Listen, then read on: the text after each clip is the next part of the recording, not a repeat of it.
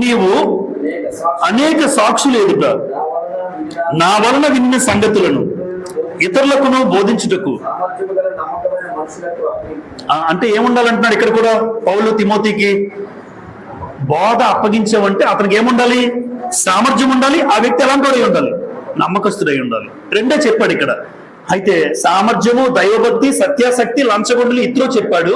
పౌలు తిమోతికి ఏం చెప్పాడంటే, తిమోతి, ఏ మాటలైతే నా వల్ల నువ్వు నేర్చుకున్నావో, ఎప్పుడైనా నువ్వు కొంతమంది సేవకులను ఏర్పాటు చేయాలంటే ఆ సేవకుడు నమ్మకస్తుడై ఉండాలి, టాలెంట్ ఉండాలి, చెప్పగలిగే స్థాయి ఉండాలి. రెండు ఉండాలి. కొంతమంది ఏం చేస్తారు తెలుసమ్మా, టాలెంట్ ఉండొచ్చు, నమ్మకస్తుడిగా ఉండరు.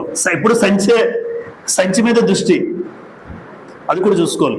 సంచి మీద దృష్టి, వాక్యం బాగా చెప్తాడు కానీ ఎప్పుడు సంచే, అది తప్పు అనమాట. అది బాగలేదు. ఆయనకి ఇవ్వాల్సింది ఏదో సంఘం నిర్ణయిస్తారో అది ఇచ్చేయాలి. సేవకుడిగా సేవ చేస్తున్నాడు కాబట్టి అనేక మంది సహోదరు